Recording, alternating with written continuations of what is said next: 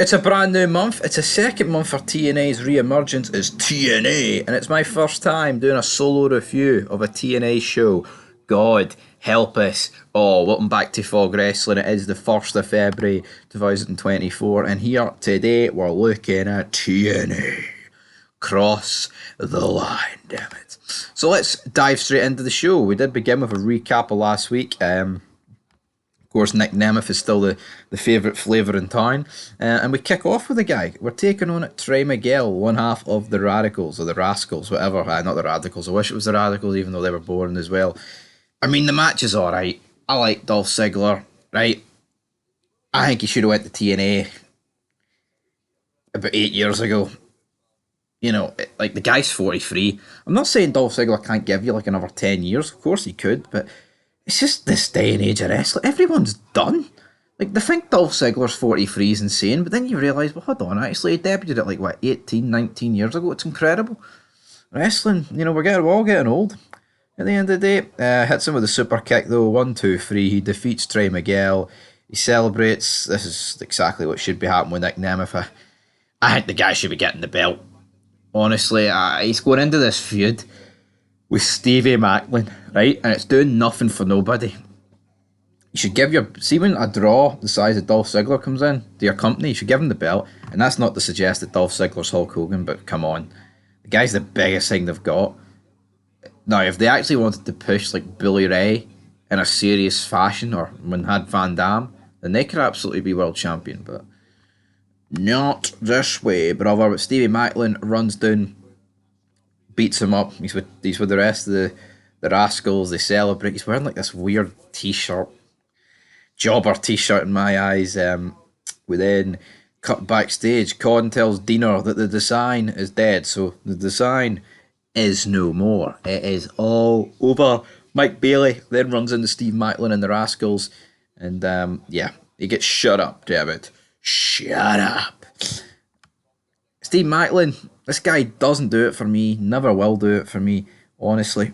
Absolute fucking jobber. We then have Decay taking on Mila Moore and Savannah Thorne. Oh god, I miss the days of Decay when they had a biz. Because this is not a biz. This is Sparta. This is Job Squad material is what this is. It's an alright match. And that's what, the problem is with watching TNA, it's like AEW and WWE, the degree, they have like the same amount of jobbers on the show these days. I feel like with TNA, it's weird, like TNA's decline, right, in wrestling has just matched the course of other wrestling. It's like, it's not like this TNA roster's going up against the Attitude Era, the Ruthless Aggression Era. They're going up against other shite. Obviously, WWE roster's the best, but I mean, it's still bad. And this delusion that people have about it being stacked is just crazy. TNA, though, ain't stacked, but Decay do pick up the win. Then we go backstage. MK Ultra, they're announcing that they're going to revoke their title rematch at No Surrender. Jody and Danny interrupt this, and they're like, no, we want it. And then Luna just pitches Masha versus Jody tonight. But then we have the first edition of Soundcheck. Alan Angels with his guest, Josh Alexander. This just doesn't do anything for me, I'm sorry. I don't know what it is, right? But I just don't care. I just don't care. What's that all about, Jeff? Got my yellow tie on. Honestly, the next episode's going to be, what, next week? He said, check it. Fans, check it out. I think talk shows and wrestling are bad. I think back in the day, man, with the highlight reel, like Carlitos and Cutting Edge, they were alright. Miz TV. See, out of like the 10 million Miz TVs, Miz TVs, whatever I want to call it, there's only been about 4 that have been good. That's a scary number, man. Then we have Brian Myers taking on Kevin Knight. Again, it's like Kevin Knight. At least it's not Jake something, but Kevin Knight's not exactly a name that's going to light up a fucking room, is it? But yeah, Brian Myers manages to pick up the victory here. He hits it with the roster cut. That's his finisher move, the roster cut.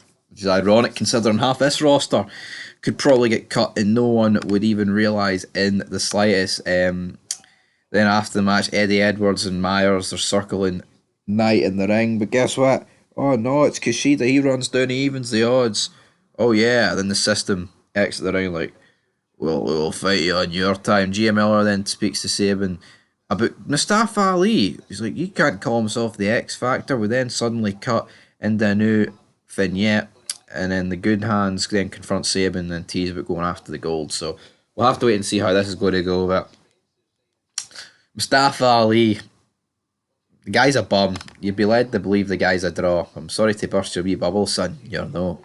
But yeah, never really rated the X Division. I mean, I think it was better years ago, obviously, better people, but I think Chris Sabin against Mustafa Ali is a pretty decent level match for the X Division title for TNA. I mean, realistically, what else are they going to get?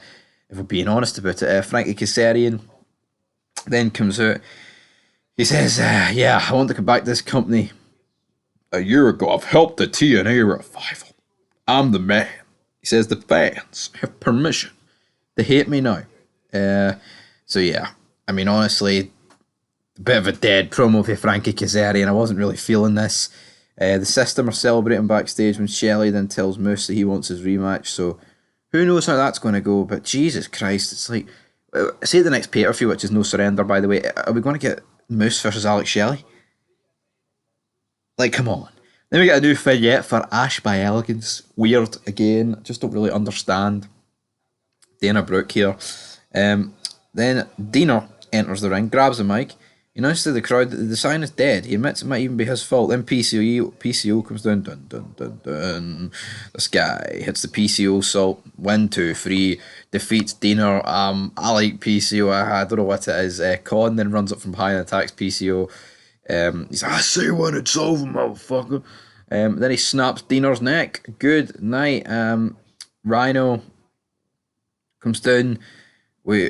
Back in the locker room, you get Rich Swann, AJ Francis. Rhino tells him to fuck off. Swann then tells Rhino that no one wants him here. Or tells Francis, sorry, no one wants him here in TNA. Yeah, I'd agree with that. No one wants Top Dollar, man. The guy's an absolute jobber, right? Then we get to probably the worst part of the show for me. I think in terms of like what they execute here, it was well done. But TNA, like, actually marking out about their Impact champion, Knockout champion, being in the Royal Rumble is fucking sad. Right? And before anyone goes, oh, but they've got a wee working agreement, they've did it a few years now, blah, blah, blah. I don't give a shit. See, back in 97, right? Or like the late 90s when WWE and ECW had like, you know, what do you call it, a roster trade, like they had a thing going on. Did Paul Heyman come out in ECW and be like, oh, here's a 10-minute promo package about what happened in the WWF and how we're privileged? No, they made it into their storyline.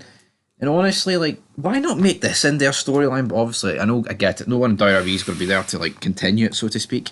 But at the same time, man, it's absolutely cringy. This, talking about our parents driving 22 hours, like, fair enough. But it's like, oh, I was so excited to represent TNA in front of such a large audience. It's like, what? Probably burying TNA. Then it's announced for next week that Grace and Trinity will be facing Giselle and Savannah. So Trinity still fulfilling those TNA dates. Of course, it's taped, guys. Right, I'm joking. Then we get Masha Slamovich versus Jodie Frette. Masha Slamovich wins, but yeah, jobber match. We've got the system beating up Kushida and Shelley. It seems like tonight, man, that all we've got is the system. It's incredible. Right, then we have few matches being announced for No Surrender. We've got Moose versus Shelley for the world title and Grace versus Shaw for the Knockouts title. So yeah, your two main belts there.